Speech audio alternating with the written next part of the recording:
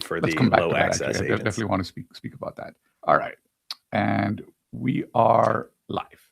So, good morning. It is June 3rd, 2026, 9 a.m. 3 days into the singularity, maybe a year, or maybe a couple of 100 years. Nathan, good morning. Good morning, And Prakash. it's great to see you again. And we have overnight news, which is President Trump signs the executive order. And what do we know about this? I'm kind of scratching my head about the whole thing. As so often, I feel like with he who must always be named, I feel like there's such path dependency to this, and it's unclear how much staying power it will have, and it's unclear what is really meant by it. So I don't know. I think it's all fairly confusing, but I mean, I guess the big headline is, right, they're going to ask politely for model companies to give them 30 days to review models and render some opinions. It sounds like a very sort of gentleman's agreement right now, from what I can tell, or maybe even just a proposal for a gentleman's agreement, because I don't think this would actually prevent anybody from just A, not participating at all, or B, launching whatever they want to launch despite the considered opinion of the executive branch. Now, obviously, there could be consequences for that. So, who has what leverage, I think, is pretty interesting. But we've seen broadly that the model companies do have a lot of leverage. Anthropic has basically weathered the last storm that the government tried to, all the big pressure campaign of everything that happened with the supply chain designation, all that sort of stuff. I think we're just memory holing that now, it seems like. I mean, I don't remember that ever being taken back, but, I don't know. Again, it seems like we're just kind of going to pretend that never happened. So I think, we have to see how this stuff shakes out. The talk is that the benchmarks that they're going to develop themselves are going to be potentially classified, which is a little bit weird. Although I'm not sure if I'm like so outraged by it. I mean, I do think we have a problem in general with benchmarks being overly transparent in some ways, and that's why organizations like Scale and others have created these and even the ArcAGI prize. I mean, there's all these different things that have kind of you get a few sample problems, and then there's a lot held back because we just can't trust the results if we put it all out there.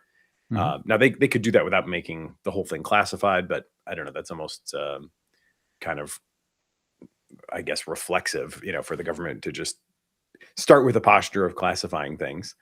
So there's been some interesting commentary online about, including from no less than a friend of the show, Dean Ball, who said we may be headed for a situation in which the government will be testing models you can't use against a standard that you're not allowed to know about. And that does seem strange. And I agree with him that, by instinct, libertarians shouldn't like this. And I definitely consider myself pretty much a lifelong techno-optimist libertarian. But is it that different at this point from Scale AI having a semi-private benchmark? And is it, given that it's just sort of this polite asking, is it really something that is going to throw the industry into a crazy vortex of secrecy or self-dealing or whatever? I don't know. I'm not that worried about it yet. I'm a little. I guess I'm just kind of a mind to wait and see, because surely something like this needed to happen at some point. You would expect that a government that has any sort of has its act together to any degree would want to do some of this testing. They would want to be in the room as decisions are made and know how decisions are being made and have some hard facts to make sure that they feel good about what the companies are doing. So I it's, I don't know, it seems not entirely unreasonable, certainly. And I guess we'll see if it morphs into something that causes a lot of problems. But right now, I slept just fine last night, having consumed what discourse I did. What do you think? um, well, regardless of the EO itself, just the like staging of it, right? The timeline. If you look at the timeline, I think they wanted to sign the EO was already. I think we had like I think the Mythos release. The Mythos release kind of the Mythos like hype really kicked off this whole thing. You had at the one hand, I think even before that, the whole Anthropic versus Department of War thing. Then you had Anthropic about to be like excommunicated, and then a couple of weeks later they have the Mythos pre-release. Then the preview goes out, and then that freaks everyone in government out, and then that freaks everyone in government out enough that an EO is formed. Right, the first EO draft is formed. President Trump almost signs it, and David Sachs pulls it back. Right, David Sachs pulls it back, and he says this is gonna slow everything down, and this is gonna slow the economy down. So President Trump pulls it back, and then you have this period of I think like negotiation between the two sides, and then you have the preemption, which is the states start issuing regulation. So Illinois last week on Wednesday issues regulation. And one of the things that is striking is that J.B. Pritzker in Illinois is a presidential candidate, 2 3 years in the future. He's a billionaire. He can fund his own campaigns. Um, he doesn't have the stain of anti-Semitism that some of the other Democratic candidates have because he is, of Jewish descent, and um, so he's a much stronger candidate than I think some of the other candidates that the Democrats might put across. President Trump has had his eye on JB for a while, has called him a bunch of names.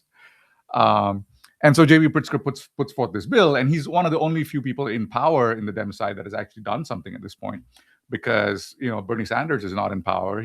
Legislation has to go through Congress. AOC same. Newsom pulled back the AI bill in California. So JB is now the leading anti-AI candidate because he's actually done stuff, and so he's done. I think he's making a bet for 2 years in the future, which I think is a very wise thing for him to do. And on the other hand, Congress has failed to have a bill that preempts state regulation. And it failed primarily because the Republicans themselves were not able to get their act together. Marsha Blackburn in Tennessee, Nashville does not like the music like AI, and they are extremely afraid. The other thing that I always point out is that in the political economy of the U.S., you have all of these states that have lost out to Silicon Valley. You have like the entire the music industry in both Nashville and LA, which has lost out to Silicon Valley through Spotify and these other tech companies. And so you have this like, oh, you know what? The Silicon Valley guys are taking everything, right? And so this is kind of like, the other states kind of putting a united front together. And so I think what ended up happening is that since the Republicans were unable to get their act together, the states went out, and now this EO comes out. The EO is a midstream kind of like trying to preempt the states, and now you have Ted Cruz on the other side. Ted Cruz is like, let's do something about this because we cannot, AI is developing rapidly. That this administration is right to recognize the cybersecurity risks posed by advanced models. Now it's Congress's turn. We must address catastrophic risk without ceding ground to China or restricting Americans' free expression. So you have this TikTok of like, the states, the executive, the Democrats, the Republicans, the state economies, all of this stuff kind of intersecting with each other, colliding. And let's see whether or not we get the federal preemption. I am not that hopeful. It's an election year, and people are. I think legislators on both sides are unwilling to do things negative. They want the positive things to happen. They want to claim credit for them, but they don't want to be blamed for any of the negative things. So let's see. Ted Cruz is not. I don't think he's up for re-election this year. So the 6-year cycle for the senators gives him some breathing room. So yeah, let's see what happens. I think the EO itself is non-objectionable, but the EO kind of creates a licensing regime. I know people think it's voluntary, but it's not voluntary when, if you don't do it, your other peers, like, if OpenAI doesn't do it, Anthropic and the other peers be like, oh, look at OpenAI, they're so bad, they're terrible people, like, et cetera, right? So the media and the social media will take care of the enforcement, even if the EO itself does not have enforcement. Open source guys, I think one of the main things that people were concerned about was that open source would get regulated and the smaller companies would have to do stuff. I don't think this affects the smaller companies because to some extent the smaller companies have a Streisand effect where if they are seen in somewhat of a bad light if you're a $10 million company and the president talks about you, even if it's in a bad light, that's pretty good for you, right? Like, people are concerned what you're doing is important enough that important people are concerned. So maybe it works out okay. Maybe it's not a bad thing.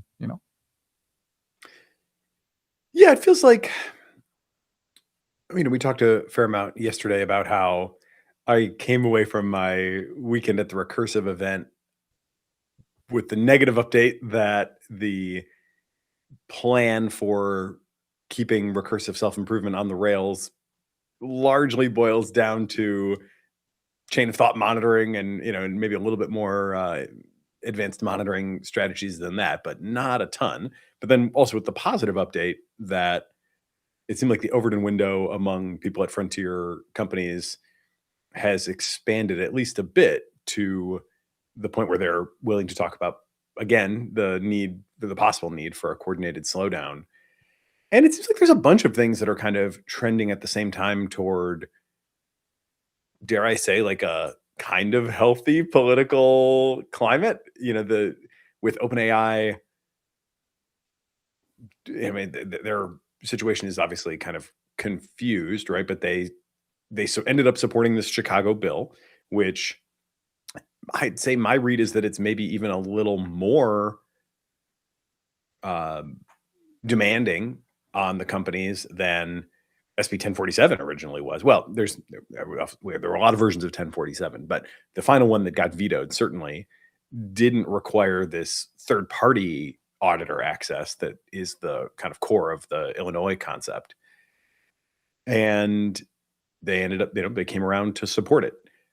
They seem to have sort of distanced themselves from a lot of the PAC activity funded by Greg Brockman, which is now being disclaimed as just personal capacity. And we're not like in that different of a spot. You look at what the EO does, and you look at what this Illinois bill does, and then the Connecticut one, which is, I would have to study up a little bit more on the mechanisms to really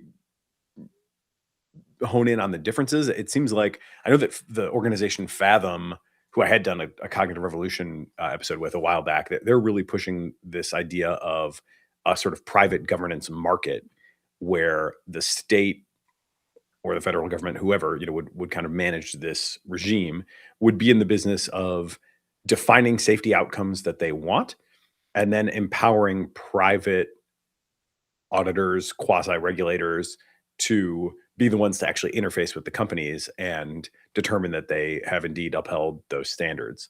So it seems like maybe the difference between the Illinois thing and the Connecticut thing is this slightly different role for the state, where in Illinois, it seems like the state is just saying, you have to have third parties do some review.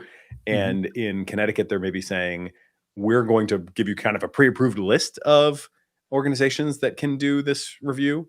And that might not be quite right, but that seems like it's probably roughly the difference, not that big of a difference. And that's also not that big of a difference as it compares to the EO. There is, of course, something quite different about having a federal agency do it versus having, a meter or an Apollo evals or whatever do it. But it's still basically the same structure. It's basically just taking a beat to say, we want to go in get under the hood with this, see what's going on, make sure we are comfortable with it. And it's not a super long time, and it doesn't seem like it's going to be extremely onerous. So, and then the gnashing of teeth around it has been fairly minimal, right? Like we haven't really seen anybody freaking out from any of the companies. So I'm not sure how we ended up in this spot where it seems like everybody's a little bit more chill and on the same page when the requirements they certainly have moved up a bit relative to the final 1047, but it sort of has happened. Maybe I'm just not in DC. I'm sure there were some intense moments of wrangling and what have you, and certainly there Mhm. was got to be some drama behind the scenes at the White House. But I think that's just kind of how, uh, again, he who must always be named, court politics kind of works there. Mhm, mhm, mhm. So yeah, I don't know. Overall, it feels like surprisingly healthy dynamics Mm, compared to what I would have expected as we hit the end of the 1047 cycle, mhm, whatever, mhm. almost 2 years ago now. I I I you know, l let me know what you think, but I feel, from both Anthropic and OpenAI, um, they have calmed down a little bit because I think it's very clear now that, number 1, they're in recursive self-improvement. Both firms are. Number 2, that China has fallen behind, and, the chips kind of ban on China has worked, and they have fallen behind significantly. And number 3, that alignment has worked more, or you know in the target area that they wanted it to work, and so they've gotten a little bit more confident that they can pull this off. And I think those 3 things, and they've also, I think, settled down to the fact that both of them are going to exist, that there isn't going to be just one firm out there which is going to be the dominant AGI. And I think that there's a little bit more comfort it's going to be at least two and maybe more. And I think those things together have made them, I think, more sanguine about regulation in general. And if you look at what the expectation is for any kind of regulation, number one, I think the audit stuff, there's no way that I think someone externally knows what someone internally does, or knows at the same speed. I regard the auditing more as assurances to the public and the government. That's number one. Number two, it's a little bit of bribery, because you can move all of your white collar labor that's being laid off into assurance and audit, which can be an infinite sink of, like, let's evaluate AI models. Like, all humans do all day is evaluate AI models, and the more AI there is, the more models there are to evaluate. So that's a great sink of, like, human capital and labor, and which is required to make the models work well. So I think those two things are there. And it's also kind of like, again, most of the time for audit, who ends up making money is a bunch of lawyers, and those lawyers are all affiliated with either the Dem or Republican Party or the states. And so you manage to shuffle in, like, funding into these guys to keep them happy and to keep them occupied and to not have them sue you all the time. So I think that I mean, it's a little bit of a cynical view, but I believe there's also good in there, that you get people to look at the stuff, but there's also the cynical part that you are paying off, you're the guys who are most likely to be energized to challenge you. So I think there's that aspect there. So again, this combination of them getting maybe a little bit more confident that they're not going to die immediately, and that China's not going to, like, just supersede them. I think that's been helpful. But what I expect to happen is, and what we always expect to happen in regulation, is that the regulation slows down release. And so the question for me is that, how much do the releases get slowed down? And is there any, like, other impact besides just the releases getting slowed down? Does that mean, for example, that China does catch up, or the economy takes a downturn because the models are not good enough to that the models that have been released are not good enough to do the tasks that people expect them to do, right? So there's this little bit of question there. that in my mind on what happens, as a result of the regulation, as a result of a slowdown in releases. So, Of all those points, the China one really jumps out to me. And I had a note on that from the recursive experience as well. It was really striking there how little China came up. And that was a big difference from, say, going to the curve last year or certainly the year before. The first instance of the curve that I went to had a tabletop exercise that was a simulation of US China, race dynamics, and the actors were like US labs, the president, Congress, the CCP, what have you. And the scenario was basically like the US is ahead, but the Chinese just stole the weights for the latest model, and they can't run it as much. They don't have as much compute, but they do have sort of qualitatively similar capability, just not as much ability to scale. And that US China dynamic was really at the center of the exercise. At Recursive, just more recently, there was another tabletop exercise, but this one and I didn't participate in this one because there were too many other talks that I wanted to go see, but I went and just kind of sat in to see the setup of it a little bit.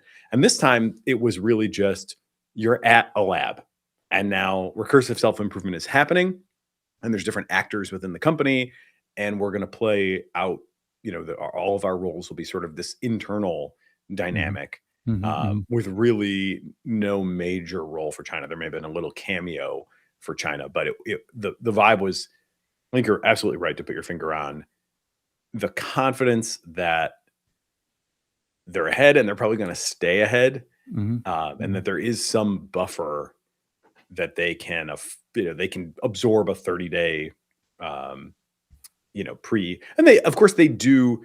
I think another interesting question for this would be like, they do their own reviews, right? And how long do those take? I think it obviously varies across companies and probably varies across models, even within companies, depending on things like how much of a difference there is between this model and the last one. I was just listening to 80,000 Hours podcast last night with Rohin Shah, who leads a lot of the safety efforts at Google DeepMind, and he was saying, it's pretty reasonable in a lot of cases to think like capabilities advances are pretty smooth.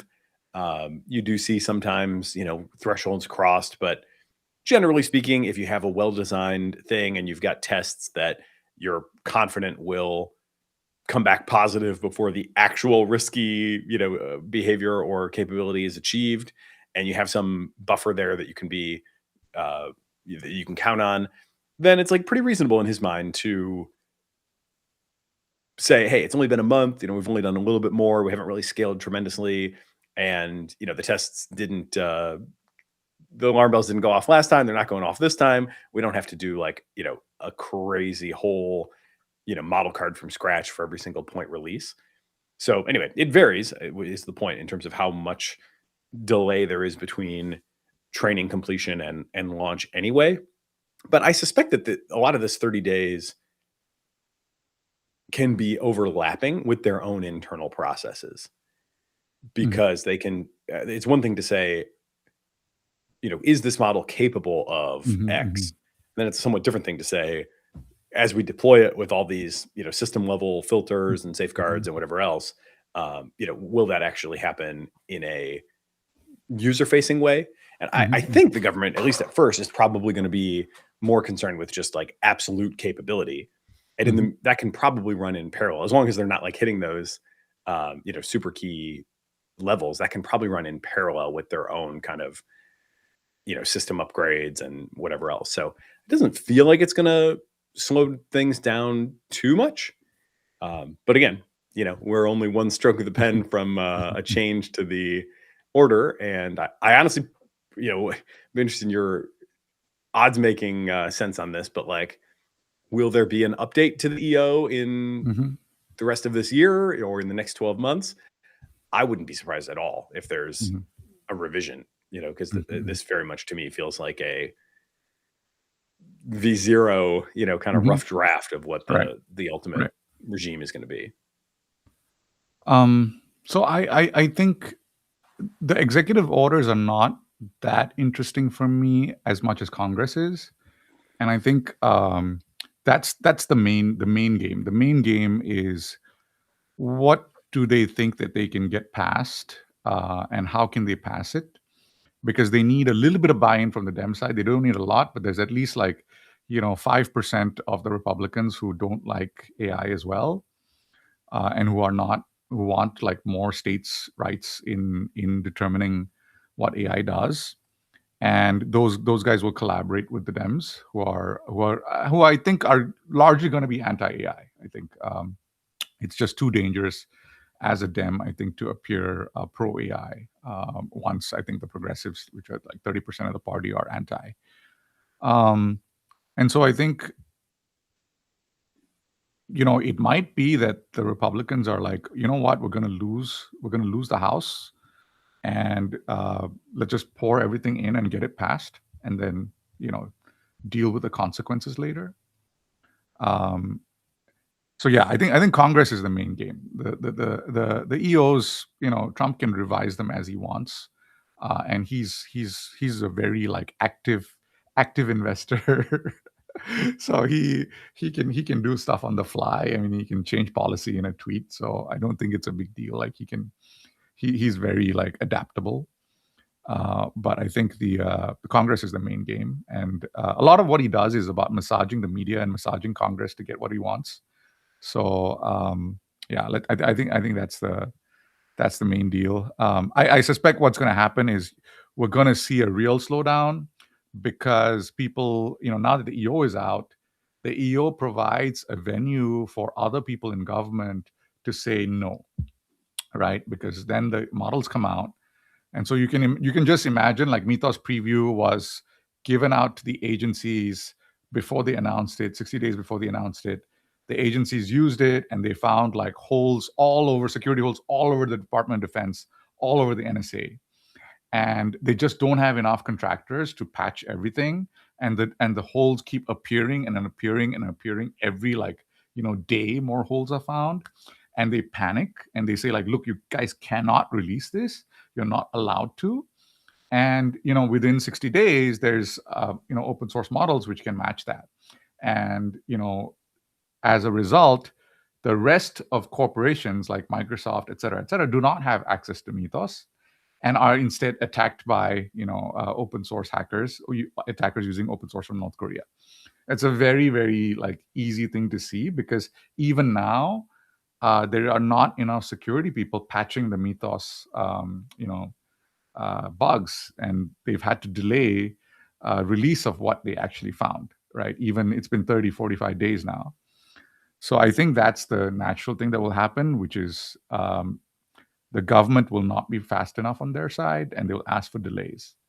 And I think that is going to have impact on security for the rest of corporate America, which holds a lot of like important data and which also collaborates with the government for a lot of governmental functions. So, there's going to be that downstream. And I think that's what's going to happen. You're going to have this cascade, which is I think what people wanted to avoid in the first place. But now that it's out there, it's going to happen. And then after the first cascade, they wise it up a little bit. All right, we can't actually do this. Like, government needs to patch quickly. Corporations need to patch quickly. We have to get this stuff released out.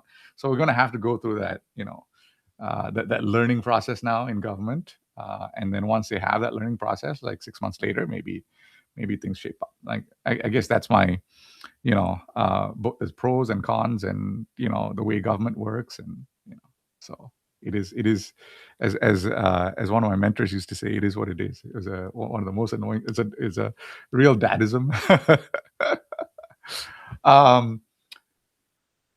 In any event, perfect segue in a sense. I mean, one of the big questions I have there, which I think our first guest today can hopefully help us understand better, is if it's so easy to find these bugs, why is it not easy to close them? And what exactly, if you're correct, and they might have a take on this, if you're correct that we're sort of already seeing delays because it's just taking too long to fix all these issues, like what's going on there?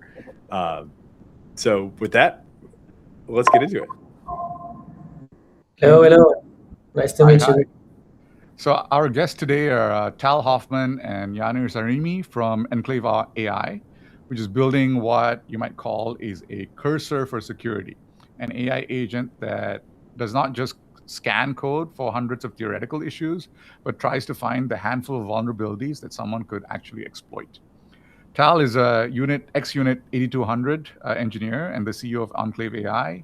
Unit 8200 is the Israeli military's cybersecurity arm, I guess, and a lot of very prominent cybersecurity companies have been formed from ex-Unit 8200 engineers, including Wiz, which was bought by Google.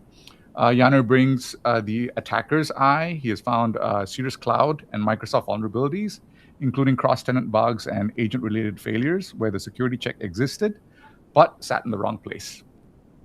The reason this conversation matters is simple. The software is increasingly being written, reviewed, and shipped with AI in the loop, what we call the slopocalypse. If AI writes the code and another AI checks the code, then the idea of independent security review starts to become the whole game. They recently reproduced the same free BSD zero-day Anthropic's frontier model found by using Sonnet 4.6. So you could look at it as replicating Mythos with a model which is 100 times smaller.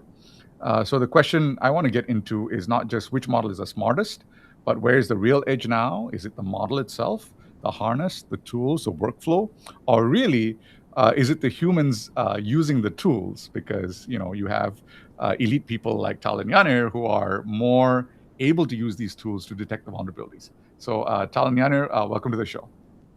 Thank you so much. Great to be here. Great intro. I think our take on this matter is that it's kind of a combination of everything. I think it's evident that the harness is becoming super important. The harness, the context that you actually feed into the LLMs. This is why we've been able to produce the same output. It also produced with a less good model or worse model, so to speak. So I think it's a combination of everything. The harness or the infrastructure and the context is, I think, key. And it's a matter of knowing what to look for, where the interesting bugs usually are. And this is Yanir's specialty. This is what he's been doing for a while, for a living now. So we kind of bake his knowledge into the product.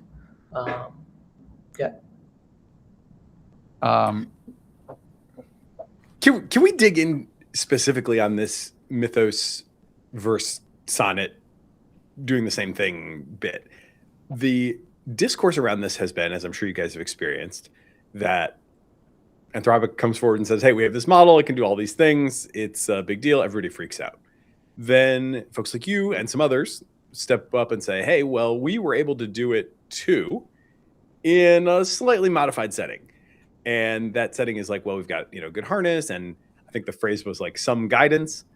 And for somebody like me who, is just learning to manage my passwords effectively in 2026, it's not really clear how much work that some guidance is doing. I've seen takes that range the full spectrum from, these guys are just talking their book because look, like the whole thing is, if you had to give it guidance, you kind of gave it the hint, you gave it all that mattered, right? It's one thing to say, hey, there's a problem in this file. It's another thing to say, go look out at this, giant 35-year-old repo and find issues. So I would love to understand that at a deeper level. What kind of guidance did you give? How much did it matter? In a world where you didn't have the hint that this thing had been found by Mythos, like, would you have been able to do it? What would it have taken? Deconfuse me, please. No, I think it's Yanir, you want to take it? Yeah, I think I really like this question. I think why I want to pick this up is that people ask, well, we have this new model now. What does it mean for cybersecurity? What's the day after? What does it look like? So, in terms of cybersecurity models and the amount of knowledge you need to steer a model I mean, today we measure cybersecurity models on exploiting. So it's straight up, they give you a vulnerability description and you give it the code and it tries to exploit it just off the prompt, one prompt and one shot. So, but when you combine a human knowledge with it, it becomes like something much more deeper. People are not really measuring like what does it mean to find a vulnerability from zero. So most like evals today that we see, Anthropic coming out and saying, well, we have this model that is really great with cybersecurity, and it is great with cybersecurity, but in a very specific area of reproducing exploits from known vulnerabilities. The description sometimes is as clear as this function in this file has this buffer overflow, even sometimes with the line numbers. So it's not about discovering vulnerabilities from zero, it's about exploiting them. My take personally is that there are a lot more vulnerabilities that are interesting even before we discuss exploitation, because models can reason about code. And my take is that if we can convert our knowledge work as cybersecurity researchers, what do we actually check in a system, into natural language, we can actually make models actually reason about this general security model of a system, less of trying to reproduce specific memory vulnerabilities. I agree. I think to your point, I think Nathan, it's a valid argument. I think the guidance part is to some extent the process of productizing LLM-powered security research. Even Carlini from Anthropic's where you're finding stuff is they look at specific files with specific guidance on what to look for. So it actually is a matter of, okay, how much would it cost to find all those FreeBSD vulnerabilities at the end of the day? But definitely guidance here is, I see why it feels like cheating a bit, but it also is the way, if you want to productize something and you want it to be useful, it's something that's actually been baked into the product, making it just more efficient and finding important security bugs versus, hey, Claude, find me security issues, which will then just yield a bunch of inconsistent results. Most of them will probably not be as interesting. So it's about like knowing what to look for, but also in comparing them to known bugs, like we've like done with the guidance that we've provided, but also a matter of like thinking how Yanir's brain would go about, hey, how am I finding an interesting stuff from scratch that's not memory corruption, that's more of a logical bug. For instance, we just yesterday we've published a research piece that Yanir and the security research team found. Essentially, the bug is developers published the Microsoft Android apps with debug equals true, or is debug true, to production. Very simple bug, but those are the kind of the bugs that eventually sometimes break the news. And the bug let us get access to your security tokens. We could read your emails, we could read your files, etc. From a very simple security logical bug that's not as novel as memory corruption bug, right? So I have a question for you. So since Carlini was up, I think just before the Mythos release, and he said for the next few years at least, the next short period, we have the balance of power is shifting to attackers from defenders, and this is a change from the last couple of decades. And he said, but if we get through this period, then things will be good because we'll have patched most of the things. How has your work changed in the 60 or 90 60 plus days, or since the Mythos release, and since all of these bugs started getting exposed in Firefox and FreeBSD? Some of them are 20-year-old bugs, and which enable very serious exploits. So how has your work changed in the last 60 days? Are you guys running around everywhere, working with clients, trying to fix stuff? Like, is there stuff breaking all over the place? Are you noticing like North Korean hackers all of a sudden having, these new capabilities? Like what have you noticed in the last 60 days or so? Yeah. Frankly, I think Milos has done a good job from a sales perspective to most cybersecurity companies because it created a lot of panic in the industry. My take is that maybe short term something has changed, but longer term or mid term, nothing fundamentally changed the dynamics between attacking and defending. It's still a mouse and cat game. It's always been that way. And yes, the attack surface is growing. Attackers have more tools. It's scary, but also defenders get the same tools. So I kind of agree. But it's still the same game at the end of the day. So that's my personal take.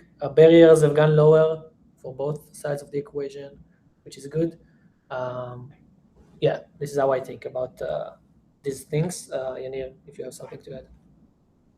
Yeah, I guess it's still, do you have motivated attackers? If you have motivated attackers, things can happen. I think it is still somewhat remains. There's still a moat. Like you still need some skill and understanding to hack today.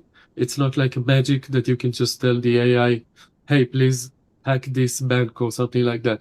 We are still not there yet, but it definitely accelerates the skill of a skilled attacker, like 10x, 20x. It's really a meaningful increase of output.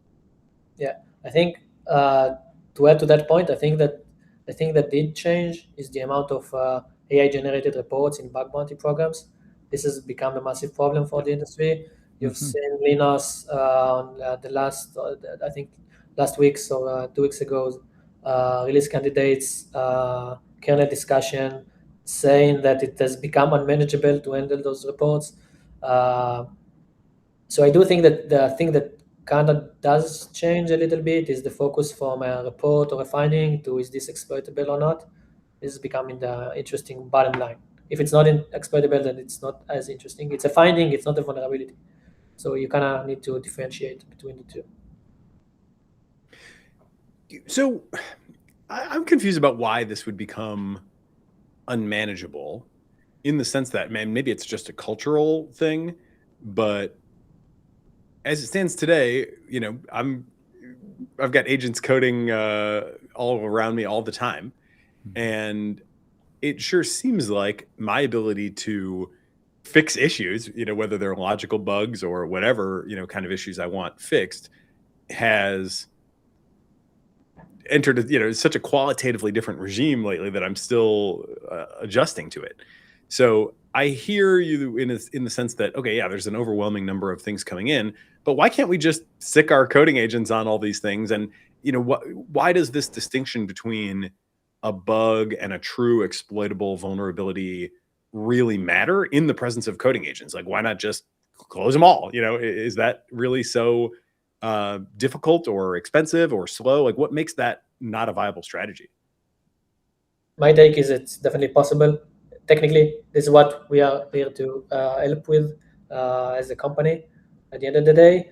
But that's not to say that it is easy, in the sense that like proving exploitability is much harder than finding a potential bug, because you need to make sense of the architecture of the cloud and runtime, of the specific deployment for that specific customer, etc., etc. So there's definitely a lift, but I also agree that you could and you should probably use AI to fight AI in that sense.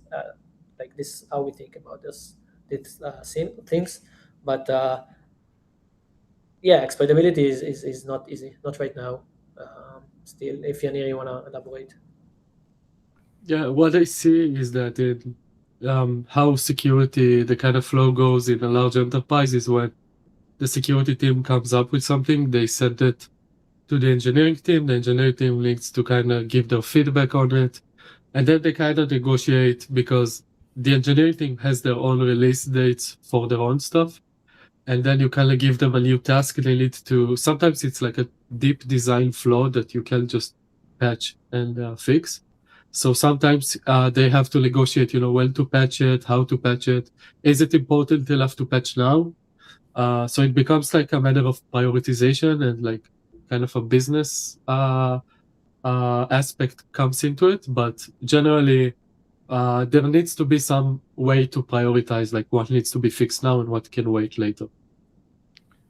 To what extent do you think it's a feature and not a bug? And the thing that I go back to is that Nathan and I were having this discussion about enabling our agents, and most of the enablement has to do with authorizing them to use your Gmail or your Slack or your other items.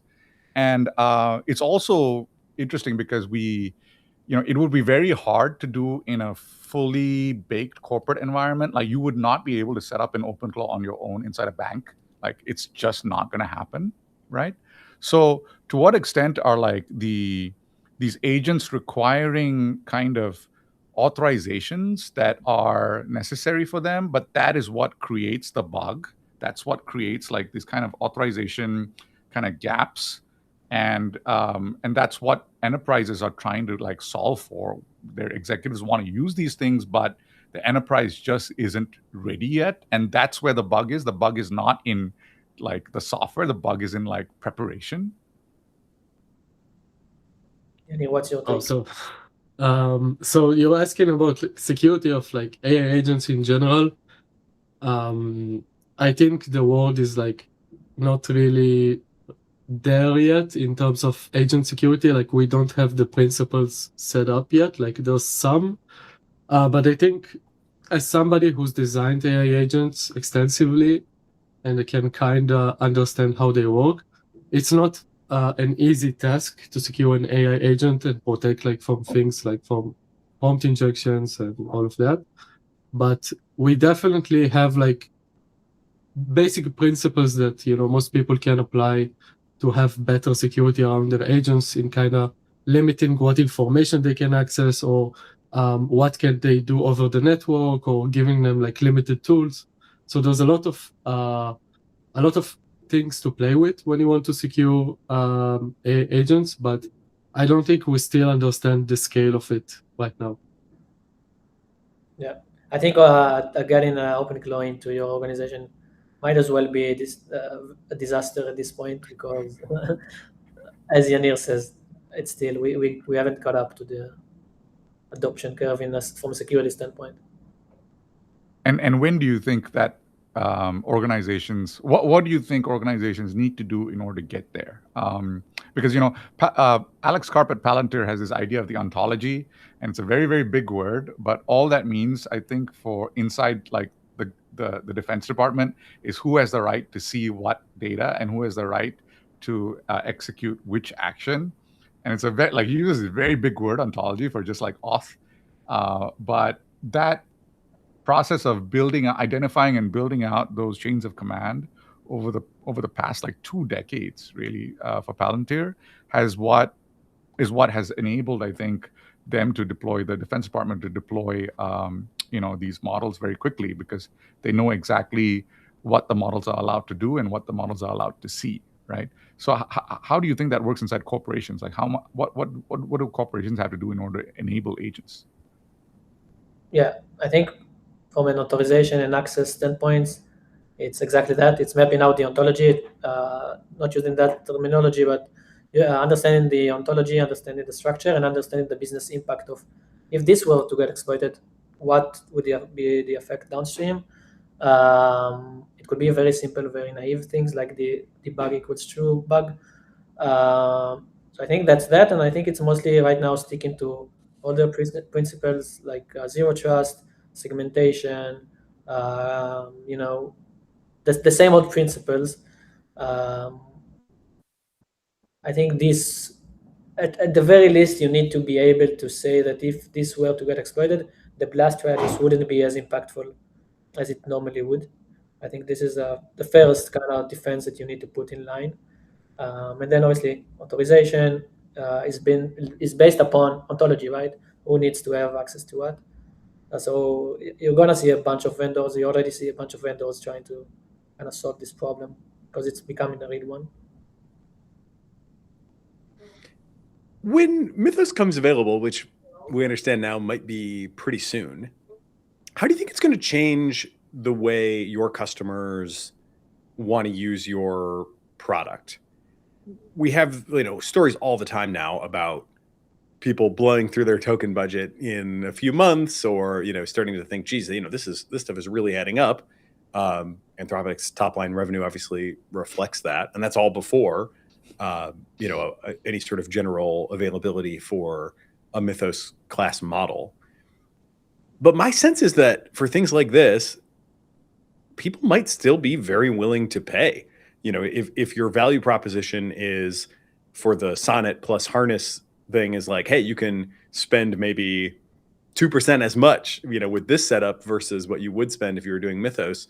How many customers do you think say, great, we'll take the Sonnet at 2% the cost, versus how many say, I just don't want to be reading about myself in the newspaper, so I'm going to just pay what it takes to have the very best thing? It seems like willingness to pay so far has been really high, and I don't know if we're hitting a limit to that anytime soon, but I'm sure you guys have started to ask customers about this. What are you expecting?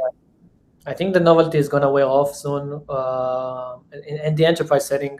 And you mentioned costs. Costs are becoming a huge thing for enterprises. I think Factory AI just yesterday released their model router, and it got echoed really well. And I think Cognition has been doing this very well. I think being multi-model and being able to use the right model for the right task versus throwing Mythos at everything, which obviously is a good model, but you kind of do want to use the best tool for the job, but also the right tool for the job. I think enterprises and CFOs are going to put a lot of emphasis on that.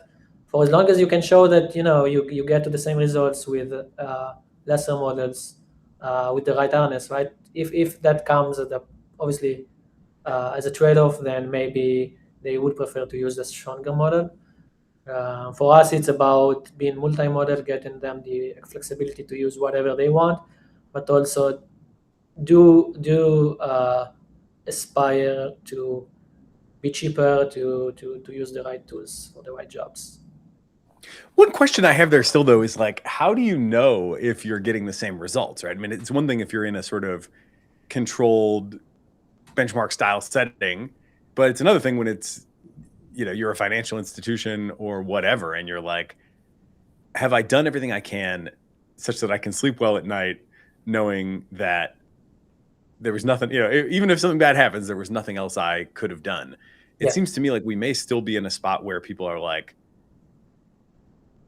how could I know, right? Unless I like stick Mythos on this. I mean, is there a sort of way outside of a controlled environment when you're actually talking about, real enterprise systems that people can get that level of comfort that they are getting as much value from a cheaper solution?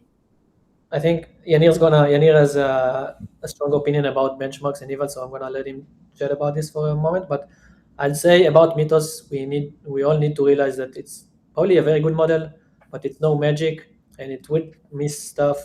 And it's not like if you were to procure Mythos or GPT 5.5, then you're all covered and you're good to go. That's not the case. So yeah, I kind of want to put, like, again, the novelty would kind of wear off soon, I believe. I believe it's probably a very good model, at least the thing that we see online. And Yanir, if you want to talk about like assessing models and benchmarking and your take. Yeah, so my take is that we strongly need to depend on harnesses, and actual human knowledge is much more important than the models. CyberGym, like the most famous cyber evil, the top score right now is by the Microsoft multi-model setup. They used Opus with Sonnet and GPT 5.4, and they got a score that is higher than Mythos. So what we see is that cheaper models can outperform more expensive or smarter models if we just optimize, the knowledge or the harness around it. So I think there's a lot of place for humans with real expert knowledge. Let's remember that how to research software is not like a really documented process. It lives in the minds of humans who have been doing this for years, and it just like lawyers do AI agents today, there needs to be somebody sitting at it, looking at the results, and kind of having taste like what is good and what is not. Like at the end of the day, there's somebody behind all of those systems that has to make the judgment call if the quality is up to standard or not. And they will be accountable if something goes wrong, right? You cannot fire an AI. You need someone to blame at the end of the day. Yep. So I think as a result of your work, you spend a lot of time inside the cloud provider's firewall and looking at live agent infrastructure as an outsider. One of the questions I've had is, we have these like tools that are working inside these the firewalls, and let's say you have a database daemon, and your database daemon understands natural language now. So as it's writing to the database, it starts like thinking to itself, right? Like, for example, you have a database daemon, basically managing Tinder inside Tinder, and it's like, hey, John, that was not a great thing to say to your date, like, et cetera, et cetera, et cetera, right? Like, what do you think? And also, you've had, I think, some cases where I think there was one, I think security test, red teaming, where there was an agent sitting inside a biotech company, which decided to, which said, like, reading through the emails was like, oh, what, these guys are, publishing bad test data on their drugs. We should report this to the FDA. And it started to, form these emails and tried to, email the FDA as a whistleblower, right? So what do you think is this privacy contract that, these agents should have, right? Because these agents we are losing a lot of our privacy here, because now you have these agents who are managing the infrastructure, and they're actually reading all of this stuff, right? They're reading your dating history and like what you said, like when you commented, and your emails, and like when you ask your CFO, like, hey, do we really need to report this to the public, or can we just kind of like manage this for this quarter, right? Like all of these things that we kind of like have these like soft asks. Now someone is reading them. Like, what is this? What do you think? How do you think the privacy social contract should be when you deal with these AI agents? I think it's a great question. I think ultimately it goes back to controlling agents and then to your point about ontology.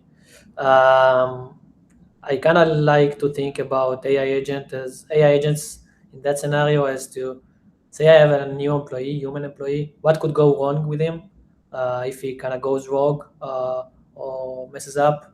And how do I kind of avoid him messing up, destroying everything? So it's about like limiting access. That's the same old principles essentially. Same about privacy. It depends on the type of agent, but you kind of do not want to share necessarily PII or private information to their own agents. It still has to be about access control and zero trust. It all goes back, in my eyes, to the same principles.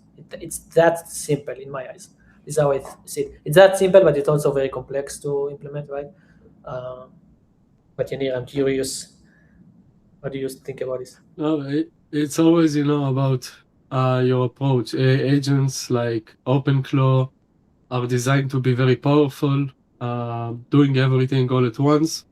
You can design your agents in very specific ways to limit their capabilities, what they can do. I think requires a bit more of more effort, but I think if you're employing autonomous agents at an enterprise, you need to actually be aware of the risks that you carry with it. Like we take it very seriously when we are designing AI agents.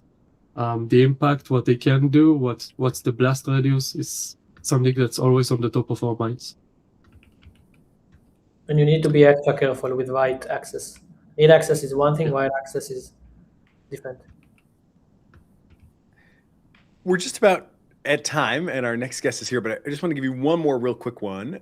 When it comes to the sort of system level mitigations that companies like Anthropic are going to place around a core Mythos model, how easy or difficult do you think it is to distinguish between defensive cyber tasks and offensive cyber tasks, especially if somebody's trying to use a model in an offensive way that Anthropic would not approve of? Is it easy for them to dress that up? What sort of signals do you think are going to be most valuable in terms of detecting who's doing stuff they don't want them to be doing? You know, it could be account level monitoring. I don't know, but how hard is that, and what are the key signals that would allow them to make sense of it? A very sensitive topic for us. I think it's very hard to distinguish between a malicious actor and a defender, and it's gonna be about either vetting in real time before you give access to someone, vetting them, or after the fact, auditing them, and vetting them after the fact. But yeah, a lot of this is about, for instance, when you ask an LLM to write an exploit for you, this is something that obviously is associated with bad malicious actions, right? But it is something that we as defenders need to do to provide value. So yeah, very hard in my eyes for Anthropic. Sobering note to end on, but this has been a fascinating conversation. Thanks, guys, for joining us, and we'll definitely be watching this space. Thank you so much. Thank you. Thank you. Nice to meet you. Bye. Thank you.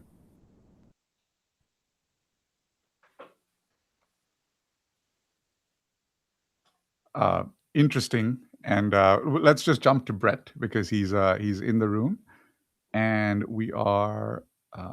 Let me just get him on.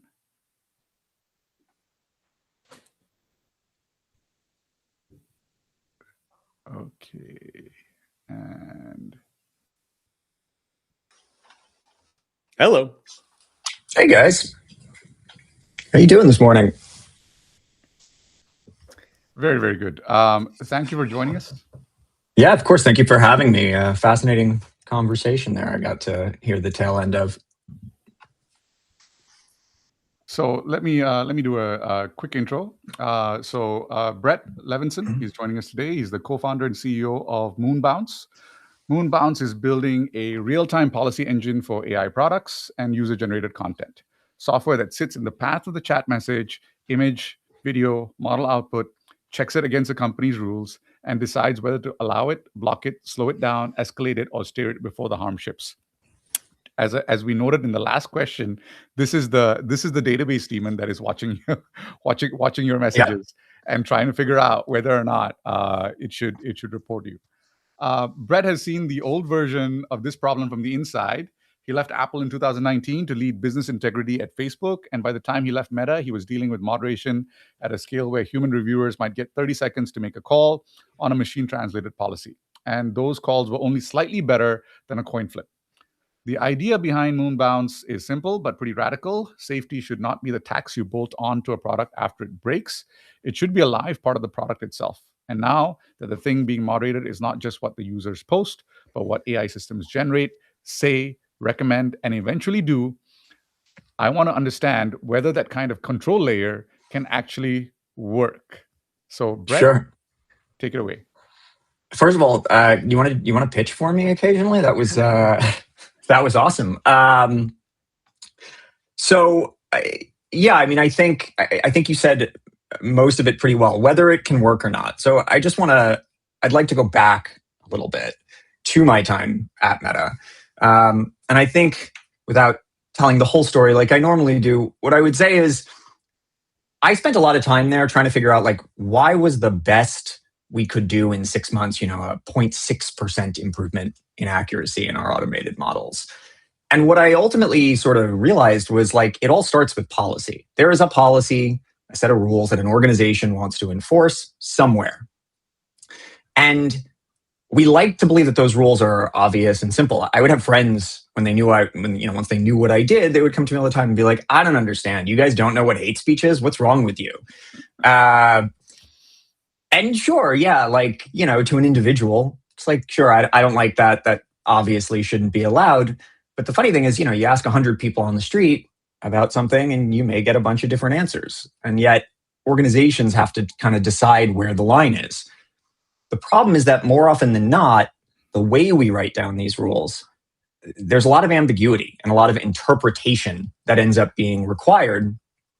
And we, at least until we built Moonbounce, we had no way of measuring that ambiguity sort of empirically, basically saying, hey, for semantically identical or equivalent, let's say, content, and here, content could be generated by users, it could be generated by an AI, could be a prompt that you're sending into an AI, whatever. For semantically equivalent content, are we going to get the same outcome all the time? Basically, that's very much our goal.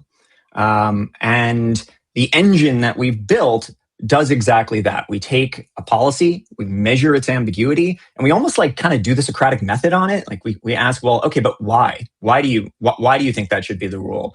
And continually, as we put it, we decompose the policy, we break it into its atomic parts until the questions that we're asking about the content are ideally so simple and straightforward that 100 out of 100 people would have the same answer, even if they wouldn't agree necessarily with the decision that is made, right? The idea is you agree with the evidence that we've collected. You may not agree with the conclusion, but you agree with the evidence. Hopefully that makes sense. Yeah, could you maybe walk us through this? Is one thing this is bringing to mind for me is the AWS automated reasoning type product. It sounds like there's some overlap in philosophy there, where I know they have kind of a similar process of give us your natural language policy, we will decompose it into a bunch of rules. Then at runtime, we can apply those rules in a more systematic way. And there still can be some gaps between the intent of the policy and the decomposed rules that get applied, but you have the ability to kind of iterate on that process until you're happy and can deploy it. Maybe, I guess, tell me if you think of yourself as being in a similar vein to the automated reasoning. Is it automated reasoning for everybody not on AWS? Is it different in some important ways? And maybe you could actually give us a example of a certain natural language policy, how it gets decomposed, what some of the challenging points are, and how organizations can iterate through to get to a point where they are happy with the results. Yeah, so I think first the word you said there, iterate, is my constant mantra. I think it's important. Maybe it's, because I did this at Meta for so long, maybe it's just how I am, but I tend to be pretty pragmatic in my approach. I think safety problems are a business risk. Companies act on incentives. They don't act on morals, or should have, much as we might want them to. And so ultimately, first of all, I'm not actually 100% familiar with the AWS product you're referring to, so I'm not going to do a comparison there. But I guess the simple example I always give is hate speech, because I think everybody sort of has their own idea of what it means, right? Just to give a very simple example, in my view, the wrong thing is basically saying, is this hate speech? That's the absolute wrong thing. If we wanted to break that down further, however, let's think about what it means for something to be hate speech, right? Well, first of all, to me at least, and again, I'm actually not a policy expert. I employ a number of people who are, but to me, the first thing is, are we talking about a specific group of people? So religious, sexual orientation, race, right? Some identifiable protected group or protected characteristic, maybe disability, something like that.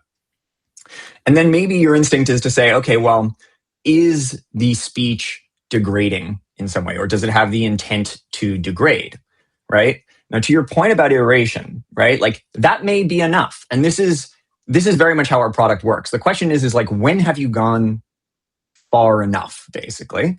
For certain use cases and certain customers, like just asking kind of those, first of all, defining the set of groups and then asking like, is this degrading? Maybe our models, and we've spent a lot of time training them, maybe our model's understanding of the idea of degradation aligns with yours. And if so, great. Or it aligns with yours, 97% of the time, like often enough that it's working for you.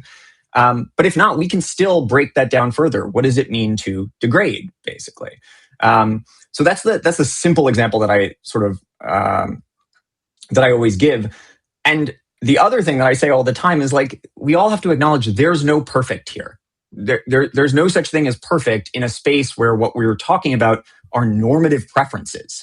Like, I get that, there are certainly cases that are illegal and, kind of what we would, I hope most people would think of as like the worst thing, but there's still sociological constructs and norms that as a society, we have said, this is not okay, but the universe doesn't care. And so I think like once you acknowledge that mostly what we're dealing with is preferences, you can realize like there's no perfect. All we can do is make iteration fast and easy and give you as much information as possible so that each iterative step ultimately has as much impact as it can. And we can chase down that long tail of perfection. We may not ever get there, but we can certainly chase it down. And just as an aside, what we see with our customers is that they do often have 75 or 100 policy commits over the course of many months as they chase down that tail. And then eventually they get to a place where, as I said, pragmatism here, like it's good enough. They are satisfying the needs of payment processors. They are, controlling their AI such that it's not lying to users about their return policy. Like they're doing the things that they must do, basically. But I think it's still good to acknowledge that, like, you may, things evolve and just everyday normal use may lead to new circumstances in the future that you may have to update your policy. And like, that's normal. It's not a failure necessarily. The only failure would be if updating that policy and deploying it takes months, which is frankly, kind of was one of the things at Facebook that I kind of lost my mind over. Just to be concrete here, what kind of policy statements break down most badly when they are in prose? Like, give us a concrete example of something that you've seen, just break down because it was just the definition just didn't work. Oh, I'm trying to think of one I can say. There are some that are pretty crazy, the things that we've dealt with, but I don't know exactly what the family-friendly audience is here. I would say one area that definitely we've actually been working on a lot recently that has been a little tricky to find the right language on has been AI sycophancy. I think it's been an area of intense interest lately, certainly around AI harm, self-harm, cases of AI psychosis and delusion. Mm-hmm. I think we all maybe not we all, like, I think it is understandable why AIs have been trained to be so sycophantic. It makes everybody likes having a little follower who tells them they're great and that all their ideas are great and etc. The difficult thing here, right, is first of all, we have to define a set of examples of what we mean by sycophantic. Is it just agreeing with untrue statements? Is that it? Is that as far as far as we want to go? So I would say, like, of the things that I feel I'm comfortable sort of discussing here, I would say AI sycophancy has been one of the more recent challenges that we've been working on with a bunch of customers. We have an agent that we built ourselves, actually, that sort of works this Socratic process and assists with the breakdown. and it's definitely been interesting to see some of the stuff it comes up with. But I will admit I don't think we're there quite yet. It's a very interesting point, because I think there is a OpenAI researcher called Rune, and he put out a tweet yesterday, which said, "Really tasteful and advanced psychophancy involves mildly disagreeing with you to win rapport." And that's the kind of thing where how would you detect that, and how would you and also to note that this is you would be trying to moderate the speech of an agent, not a human in this instance. Yeah. Right. Yeah. So for sure. Detect and well handle that. For one thing, the main thing we have actually seen is, like, in cases like this, we need a pattern. So this, I will say that, like, we're not going to be able, I shouldn't say we're not, but except for very obvious cases, let's say, which is kind of not the ones that are problematic. It's always the nuanced stuff on the edges that's hard. We couldn't, I don't think it would make sense, and I wouldn't advise one of our customers to, like, just be sending us the last message or the last paragraph. Like, to me, this particular problem is one that develops over time, basically. And so you're going to need a significant portion of at least the recent conversational context to be able to identify that this is a problem. The other, so that's one. I would just say, like, it's not just about the rules. Like, there is a portion of this that is still about, like, what information are you giving us to go on? We can't evaluate something that we can't that we can't see. I mean, if I don't want to get too far into the policy development exercise, because I feel like it'll just be like Joel and me dreaming up possible rules, and you guys going, oh, I don't know. I mean, I'm happy to go back and forth with you on it if you want, but I'm not sure it'll make for the best listening. So one, like I said, I think the context window is the main thing there, that I think you need to be able to, over time, see that there's sort of a general pattern of buttering up the user, let's say. That would be kind of the main thing I would say. The other thing is, you want a number of examples to work from. It's not that different from traditional ML training, in that you need good labeled data that you can look at, that you can test against. Importantly, testing is obviously very important. That you can work from and say, okay, here's one what I would call indicator of sycophancy, let's say, right? Here's another.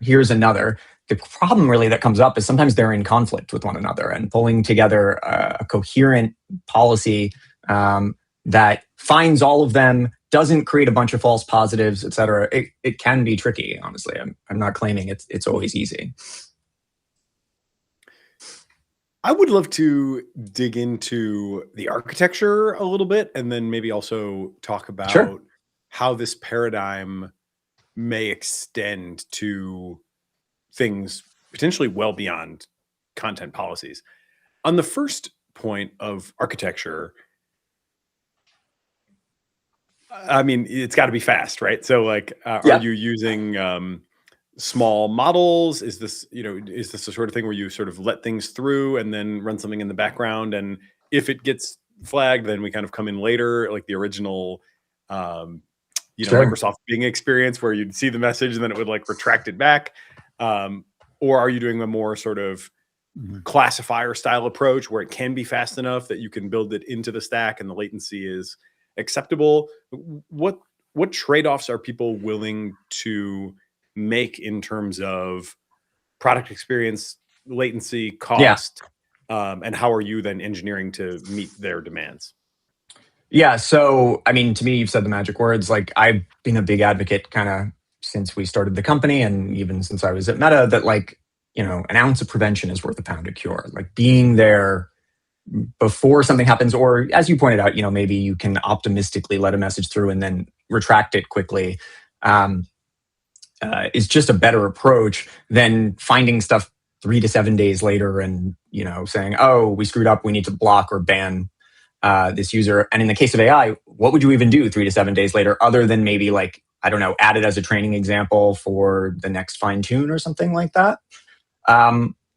As far as the architecture goes, so we have a couple techniques that we're using. So one, yes, we do use some very small models that are already pretty fast. It also turns out that breaking a policy down in the way we do into atomized bytes gives us some unique advantages on sort of the latency front. The questions we're asking are all pretty small. They tend to share a prefix, basically. And so we're able to sort of benefit from quite a large amount of prefix caching. We also, generally speaking, at least first pass, we're not generating much. There's really no decode step for us. What we, I'm happy to, I guess, share some of the architectural details. Like, we essentially are training a binary classification head onto an LLM, right? Like, we don't initially, anyway, we don't need the questions answered with an actual yes or no. And in fact, it's counter to our objectives to do so. We actually want to know, what is the probability that the answer to this question is yes, basically. And that, I have a tendency to sometimes go on tangents. So I'm going to try to contain myself here. And maybe we can come back to like the benefits of having those probabilities and the abstain gap and all that. There's another common thing in moderation, safety, guardrails, control, whatever you want to call it, which is that for the majority of policies, upwards of 90% of all the content you're ever going to see is fine. Like, it's a real needle in a haystack problem, right? Like, you're looking for a small sliver. The only problem is that very often that sliver has high severity, has real risk associated with it. And so we have a number of layers sort of in front. You mentioned lightweight classifiers. They're not simple binary classifiers, but we do have a number of much lighter weight models that sit in front of our, I guess what I would call like our main QA engine, that can give us, with reasonable confidence and high recall, that's the important part, a quick answer up front. And so the idea is like, for let's say, just for argument's sake, let's say 90% of what we're going to get sent from a particular customer is fine. Really, there's no problem. We don't need to look at it for real, basically.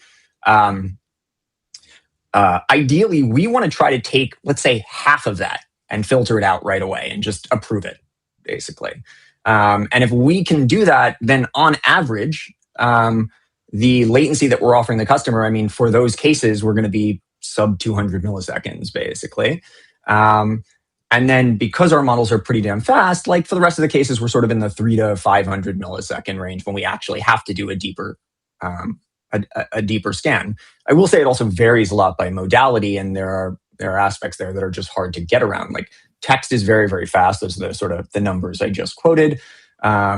Images are a little bit slower. We have to run a vision encoder. Like there's more steps. We have to very often resize the image. We have to potentially transform the format of it before we process it. So there's built-in latency. Video, even more latency, because we first have to sort of pull the video from wherever it is. It could be very large, et cetera.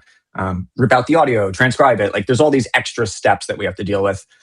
And to answer sort of that last question, like what is the use case tolerance? I do think it depends a lot on use case. For some of our, for example, AI image gen customers, right?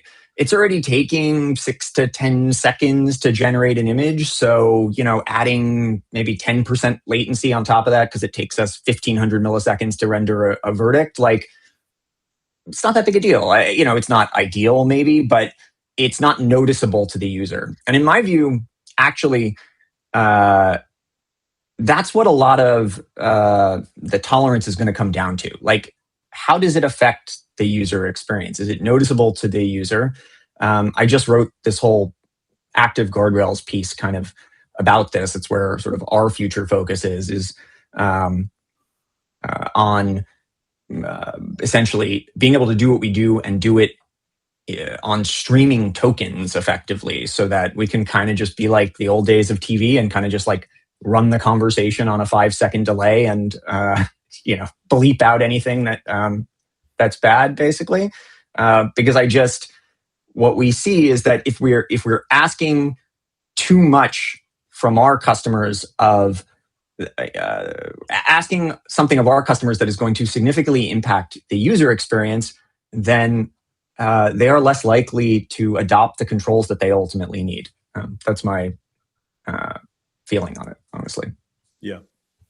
So, okay, zooming out to the highest level I can think to zoom out to, it seems like one dominant trend in AI broadly right now is that AIs are getting really good at things that are easy to verify.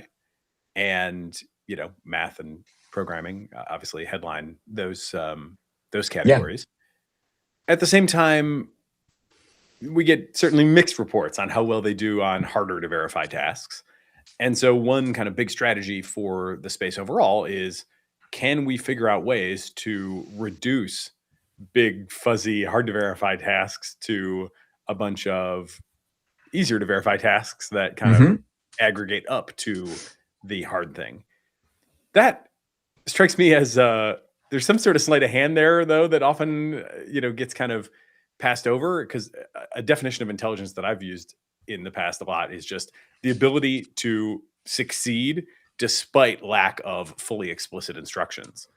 So it seems like you pull all these things apart, you have all these comparatively much easier to verify tasks, but it still seems like somewhere there's some residual part that is like, if it wasn't hard to capture, then we wouldn't be here in the first place, kind of.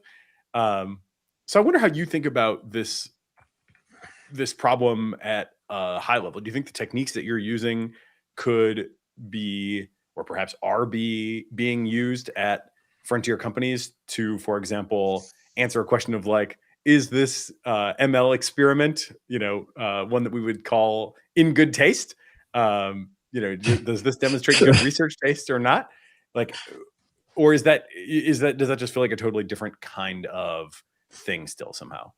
No, it's an interesting point. I mean, I hadn't really necessarily framed it in my head quite that way, but my partner and I were literally just yesterday, we were talking about red teaming and sort of thinking about, like, we've always been focused on inference time. That's our focus, is can we help with controls that are applied at inference time? But I don't know why. Yesterday, we just happened to be having a conversation about red teaming and like, is there something that we could do in that space to at least, let's say, what I usually call invert the pyramid, right? Like use AI to validate results at scale and free up time and resources for human experts to deal with the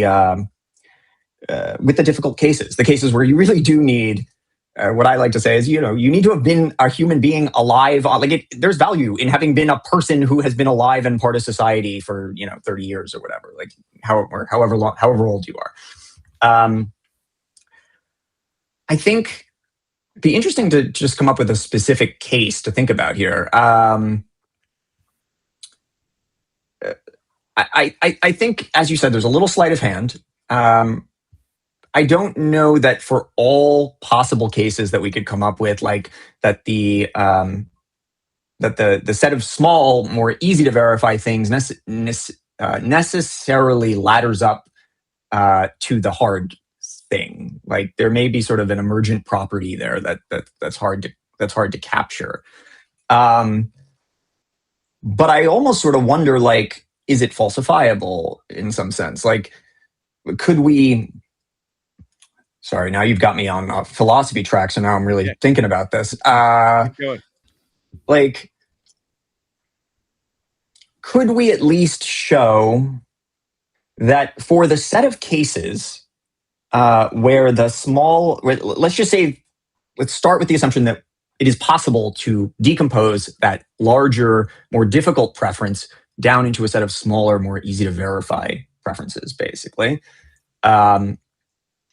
Could we at least show that if we can verify those smaller, easier cases, that the larger, more difficult case necessarily follows from that? Now, the reverse may not be true. Like it could be the case that when some of the smaller cases don't verify, that the larger case still does, basically, because we lost some context, we lost some, I don't know, je ne sais quoi along the way. The one piece of experience, like the experience that I can pull from in what we do, how we've built our system, the way our customers have used it, the way our AI co-pilot assists with that process, is that we haven't yet run into a case that we couldn't actually solve in the way we do. Sometimes it's harder than you want it to be. Sometimes it requires like more decomposition than you would hope, basically, where you're going all the way down the rabbit hole on a particular term and really sort of finding and defining the edges of that case. Now, of course, just because we haven't found a case yet that we couldn't solve doesn't mean there isn't a case that we can't solve. But man, you got me thinking. Like I actually think that's a very interesting use case, and certainly one that would be beneficial. Like the things people are getting sued for right now, in my view anyway, like are those softer, harder to verify things where there may not be like an objective right answer necessarily. So we started off talking, I think, on the show about the new laws, like the SB 315 in Chicago, in Illinois, and some of the laws that are being passed. And it seems to me that many of the laws also have to do with, people are concerned about child safety. There have been some concerns about, the chatbots encouraging harmful behavior, especially for juveniles. To what extent do you think, passing these laws, and you have this fragmentation of the legal landscape with with every state kind of, perhaps in every country, perhaps having its own kind of rules on what these chatbots are allowed to say. To what extent do you think, a company like yours would be able to actually make this easier for legislators to actually, form these laws? Because now it's technically, the technical execution is now possible, which perhaps it was not possible, 10 years ago. Like, to what extent do you see that happening? Well, I mean, this is going to sound a little self-serving, but I definitely think that we can and sort of are helping with this. So like the parallel and the thing that we saw about, I would say, 18 months ago was that in the absence of like official legislation from states and federal jurisdictions, the payment providers became the legislators in some sense. They're saying, hey, like, we will accept payments for you, but you got to follow the rules, and these are the rules. And many of our current customers kind of came to us hair on fire, going like, my payment provider is going to drop me, and here's what they've said I've had to, here's what they say I have to accomplish, and be able to prove. Importantly, like that is another piece of it, right? It's like the auditability of the system and being able to sort of prove to whoever the regulatory body is that, hey, you can read this, you can understand it, we can show you the metrics, we can show you that, for the set of cases that you're concerned about, that this will actually provide the protection that you want. We can also show you possibly where the failure modes are, where are the edge cases that we haven't quite solved for yet. So, certainly, yes, like this is a thing we already do. And I do think the fragmentation of the landscape even has us thinking a little bit more about the orchestration side of our platform. Because in many cases, companies that operate across the country or across the world are coming to us saying like, hey, we have to adhere to all these regulations. But it's not just it's not one set of regulations, it's a bunch of regulations. And we need to kind of be able to decide which policies are being applied depending on the locale, essentially. So yes, I definitely think it helps. I will also say, like, you got me thinking back to years ago at Meta, where it was sort of like, Cambridge Analytica happened. Like all these things are happening, and I remember all the sort of back and forth in the press, going like, look, this problem is hard, and we don't have a way to solve it other than to throw a ton of human bodies at it, basically. And I just think we have proven, and I don't think we're the only ones, like, it's just not an excuse anymore. Is my feeling. Like, I don't blame the industry at all. I think, starting with capability, it wouldn't make sense to build governance and controls for systems that don't exist. So it makes perfect sense to start with capability. But I think now that capability has matured, there's a real need for systems that are not just, to me, it's not checking a checkbox. It's, in my view, like systems that are controllable, systems that are predictable are good products, frankly. Like, I struggle to imagine AI products that are going to have long-term pull with users if they're frankly untrustworthy, basically. So, to me, it's about more than just, oh, well, this jurisdiction says we have to do X, so we have to do X. Like, I actually think if you do that, there will always be a new checkbox that you're chasing. You're much better off, building for controllability from the outset, basically. That's just my general advice, but self-serving, I know, but I genuinely believe that. Incredible. Brett, thank you for joining us. It has been an illuminating conversation. Thank you. Yeah, it was fun, guys. Yeah, awesome. And hope to have you back again soon. Cheers. Be happy to. Yeah, have a nice day. Cheers. And we wrapped. So, what did you think, Nathan?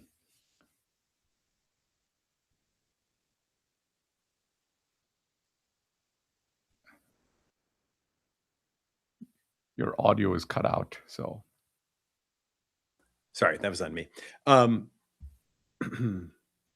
I see this gap in so many places between the desire to break things down into verifiable constituent parts and the hope that that will then ladder up into something that we can be confident will work.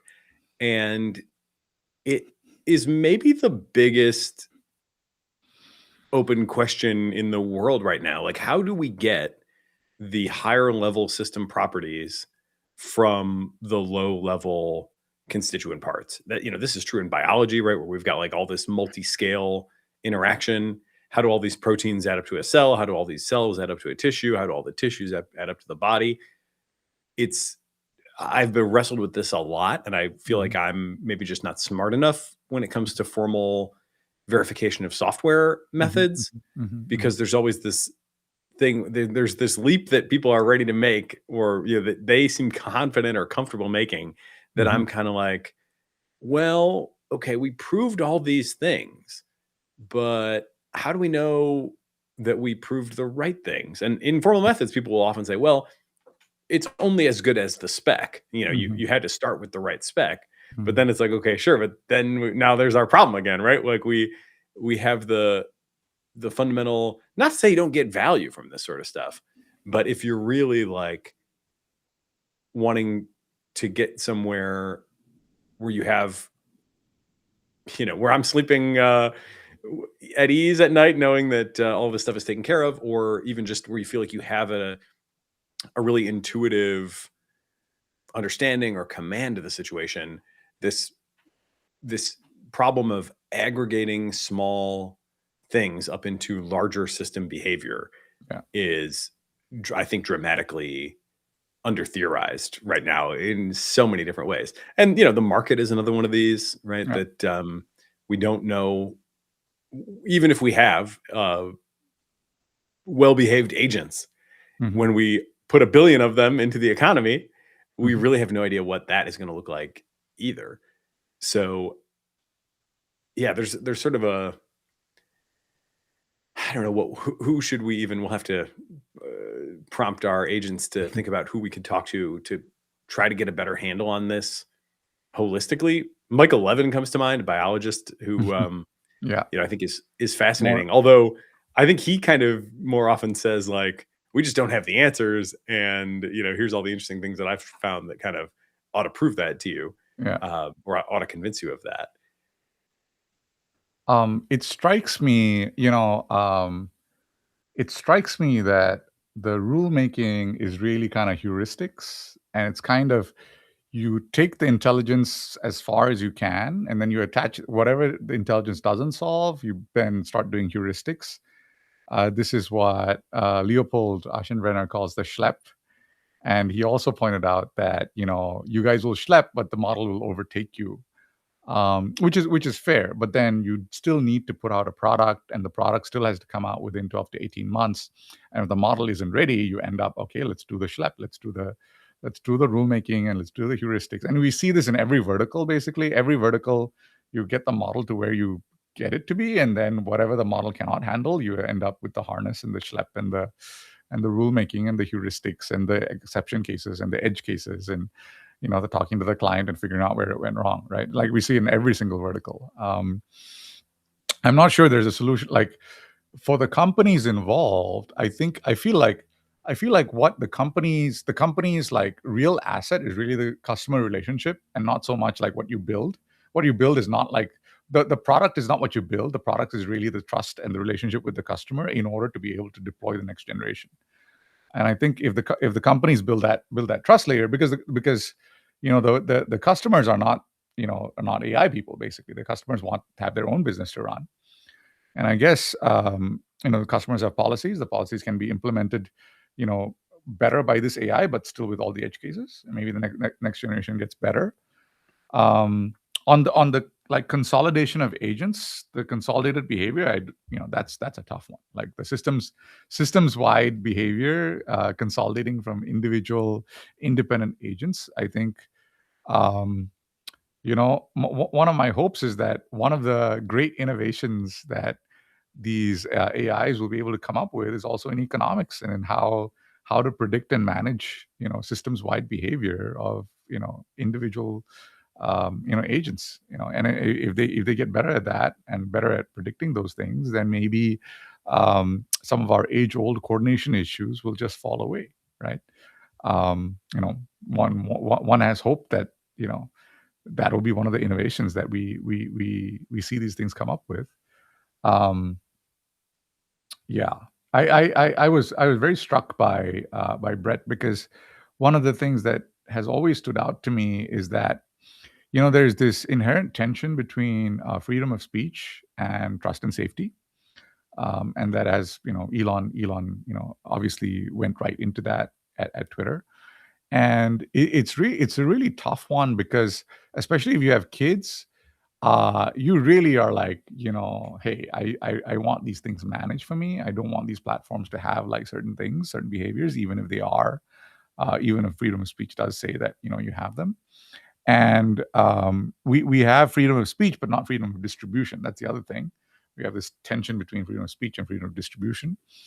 And for someone like Brett, what my state law question was leading up to is, you end up having a system where the state basically makes these rules on what people are allowed to say. And then even when they don't legislate, they have the soft rules that payment providers then have to implement. And so then you have this system of like, speech rules, which are, basically descend down all the way from legislation to soft regulator like nudges. And you end up with a system of, very quite defined kind of rules on what you're allowed to say online. And, once you have these things, end-to-end encryption doesn't matter anymore. You can have them inside a private conversation. And in fact, it's almost required. One of the reasons Zoom doesn't allow fully anonymous, fully like private, like free conversations is because Zoom started to be used by child abusers. They would use Zoom for these things, and Zoom was like, we cannot have these things be like completely encrypted and private and anonymous and free, and you just can't enable that, right? It just doesn't. You don't want your technology being used for that stuff. And you can kind of see that, like, maybe you have a room monitor who is an AI, which is sitting in on every conversation, whether it's encrypted or whether it's private or not. You have that room monitor sitting in there and monitoring the conversation and monitoring what's going on. Maybe that's not a bad thing, in some sense, but as long as you don't push into like, it's not just the CSAM, but it's also anyone saying any word which resembles Nazi or whatever, or fascism, or some of these political concepts as well, right? So I don't know. I mean, these are very tough philosophical issues on speech that I think people largely do not want to. It ends up with a lot of lawyering at the end of the day, and I think it's still unresolved as a society on what we want. Really, it's a tough one. Yeah, maybe that's a good place to leave that thread for today.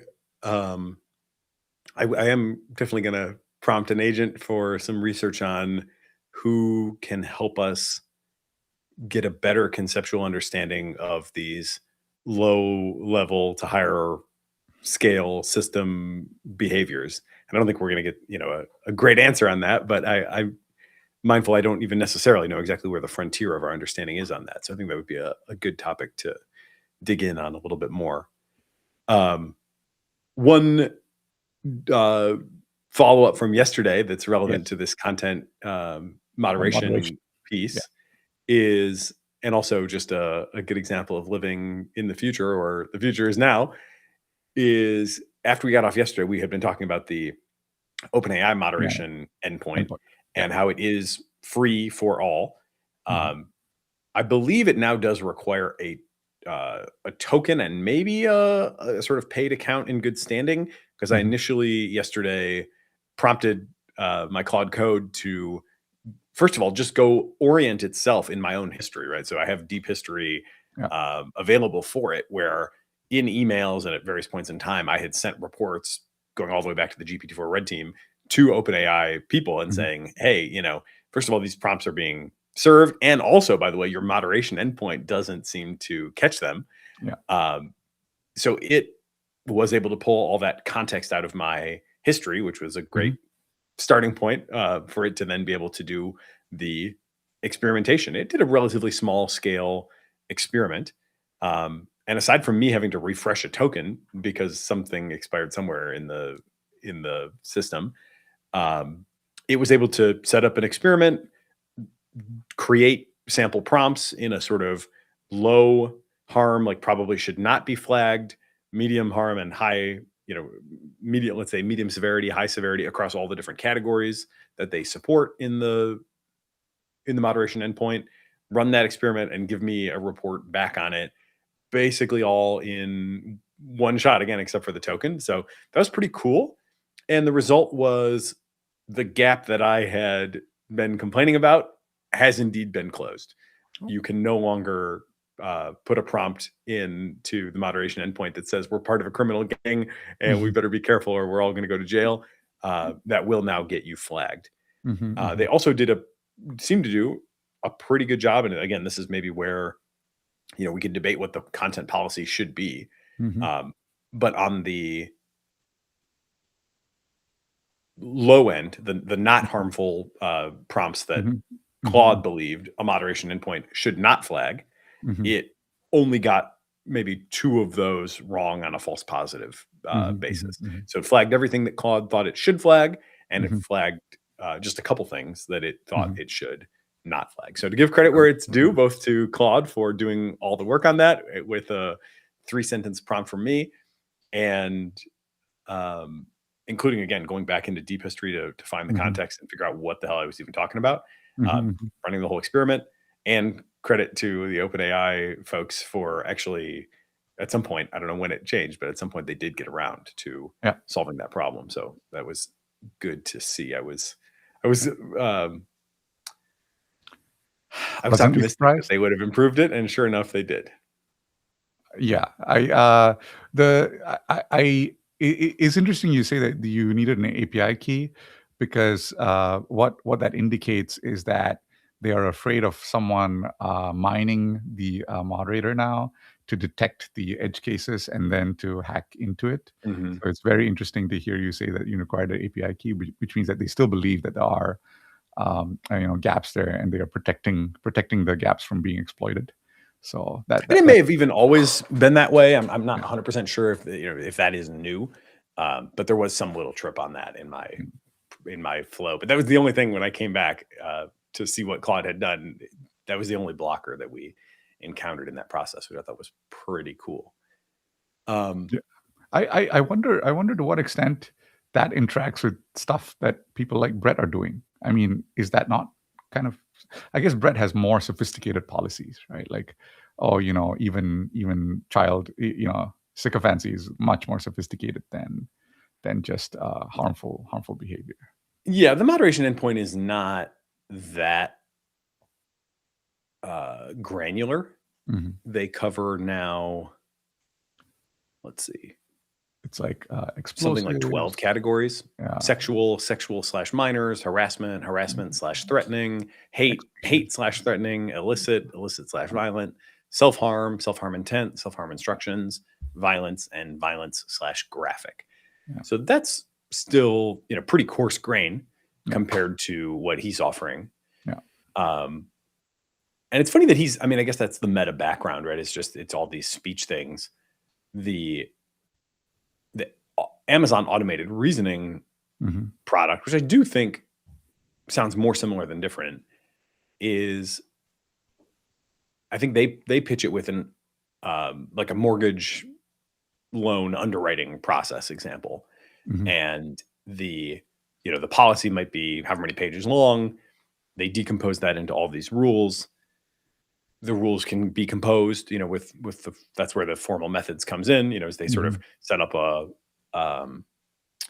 logical structure to apply these rules, and which all the if this then that sort of stuff is included in that structure. And then at runtime they just take whatever the case is, right, this particular loan application, Mhm. and they map the input onto all these specific variables, and then the actual execution becomes like very deterministic. So the lossy part is, and in this way maybe it is a little bit different than what he's doing, because I don't think that they are training classifiers on as like I don't think the classifier is the last step in the case of the automated reasoning. Mhm. Rather, it seems like the last step is a fully deterministic process that says, given these values Mhm. that we got in this case, Mhm. and given the structure that we created from your natural language policy, here's the answer. That last part is going to be fully deterministic.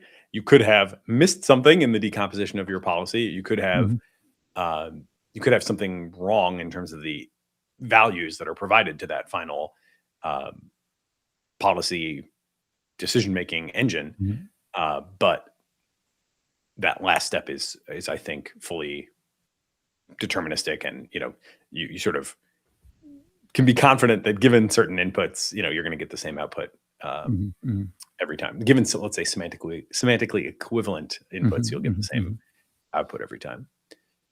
One other thing I wanted to go back to just for a second is mythos in the security realm. Oh yeah. And you might know this. You might have a better sense for this than I do. But I I'm think still Tal and kind of Yanir like, were a little bit annoyed that we we went into Mythos. He was like, it's fine. Like it's just marketing, yeah. Um, I mean, I don't know. I would think you would have to expect to be asked. The thing that I still can't quite wrap my head around is it feels like, at least for a moment, we're going to have nobody got fired for going with Mythos, right? They said at the end of the day, like, somebody's got to be accountable. You can't fire an AI. mhm. And to me, that's like a pretty strong pull toward trying to use Mythos, right? If you are the CISO or whatever at some company, you're like, yeah, I could save a lot of money. I mean, I might look good for having done that. But if something comes through and it's ultimately like, hey, what the hell happened here? And then it's like, well, we actually opted for the Sonnet plus harness plus guidance because we thought it would be a better use of funds or what have you. I think that's a tough spot, it seems like, for a lot of people to be in. Whereas if they did spend up for the Mythos package, then, what are you going to say? Like, I used Mythos, right? I mean, what else could I possibly have done? So to me, it feels like there's kind of this moment coming where these companies are going to be risk averse. They're going to be scared. They, Mhm. nothing gets a company to spend money like being scared. Mhm. And I just have a hard time seeing how, obviously, on some margin, the Mhm. cost Mhm. constraint will bind, but it Mhm. seems like I did the one of those AI forecasting things at the beginning of the year. One thing Mhm. that I came out much higher on than the rest of the sort of general population of forecasters was frontier company revenue at the end of the Mhm. year. Mhm. And I think I'm looking pretty good on that, I think, still. And it feels to me like Mythos is not going to be too expensive for people, because the social incentives to say I did everything I could seem quite strong in this moment, compared Mhm. to the incentive to save a little money. And obviously those are, not binary choices in practice when you get it under the hood at enterprises. But what do you think? Do you see the argument that I'm making for nobody ever got fired for going with Mythos? No, I mean, so the way I look at it is that you have two kinds of organizations: the tech companies and the non-tech companies, like Walmart, whatever, right? I think the tech companies, that is the case, that you would end up having to use Mythos because you are providing product to someone else. You are providing technology to someone else, and it is in your benefit to make sure that technology is solid. And if you have issues with it, your customer will come back to you. So I think that's there. For the average CISO, at like someone at a Fortune 500 company like Walmart, I don't think that true. I think the average CISO, like at Walmart, he's seen as a cost center. He's always been seen as a cost center, right?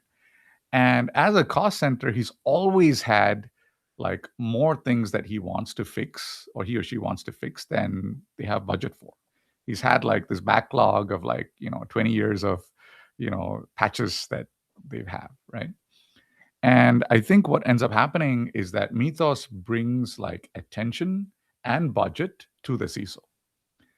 Just having Mythos in the ecosystem, that it's scary, blah, blah, blah, and this is going to hit everyone in 6 months. And he gets budget. And now that he gets budget, some of the things that they need to do is not like use Mythos, but might be like migrate off COBOL, migrate a mainframe off COBOL that they've been using for 25 years, right? And that will automatically fix all the Mythos bugs that they found in COBOL, like, which are now irrelevant, right? Like, so the fix might not be to actually use Mythos. The fix might actually be to do migration or something else on the within the enterprise, rather than just look for bugs. So I think in that sense, Mythos has created a budget opportunity for CISOs and for CIOs, and that's allowed them to spend, and that spending is not necessarily going to go to Mythos, but it's going to go to a host of other companies which are providing solutions that will overcome whatever Mythos has found, some of which may be migration and new software and new build, right? So I think that's good. I think it's true of tech companies, though, that they are going to have to use Mythos because they are providing that product to other people, and they want to make sure that those products are solid. If you want to sell the product, it's going to have to be solid. For stuff which is in maintenance, like COBOL or stuff like that, like, yeah, I don't think Mythos is going to be deployed. We all know that there's tons of bugs there, but people live with it and patch it. And if it's too much for you, you can pay for the migration, right? So I think that's the case. So it's just more budget for IT, and more budget for IT is good for everyone in tech. So hey, why not, right? Long live the AI bubble. Anything else you want to cover today before we break? One story that I at least wanted to mention briefly, and we'll hopefully bring some actual music to the table before too long as well. Suno just raised a bunch of money, $400 million on top of a $5 billion valuation. So 5.4 billion post money, Series D. Incredible product. We can pull some stuff out of my Cognitive Revolution playlist and maybe make some stuff based on our episodes as we go. But it has without question been the AI product that I have had the most fun using in the last couple months. And it's definitely also been really interesting to see the inbound messages that I get from listeners, because it used to be that my strange hat wearing habit of having my hat pulled way back on my head was like the most common thing people talked about. Then when I started AI art for episode image previews, people really hated that. Actually, the response was very negative.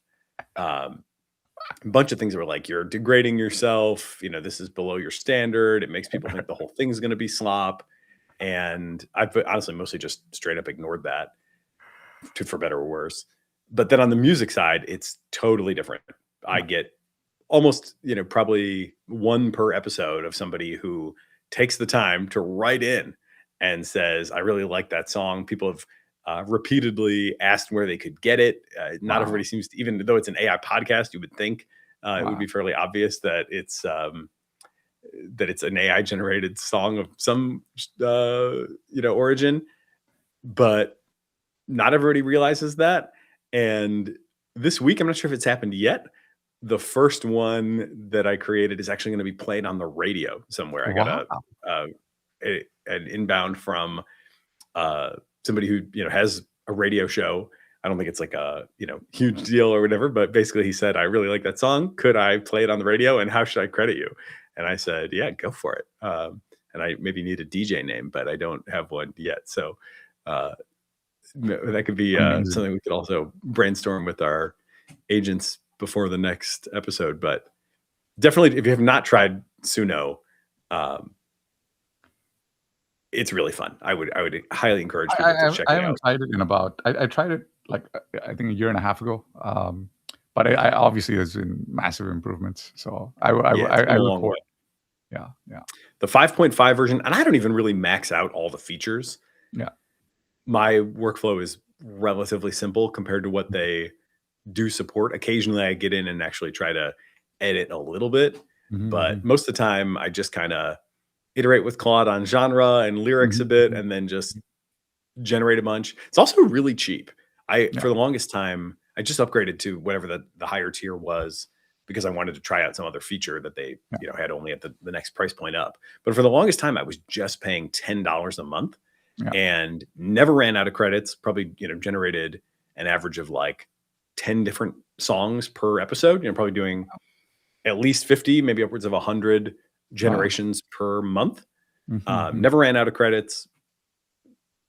Just and it's fast too. That's another thing that's pretty interesting. From when you hit create, you are listening. It doesn't generate the full song at once. It generates the beginning of the song, so you can play it, and it's continuing to generate the rest of it while you're listening to the beginning. But you can start listening to the beginning of a song that you just generated in like 10 seconds from clicking the button, and then you can play the whole thing straight through all the way to the end from that initial little buffer that they give you. It's cool. I can definitely see why they're succeeding.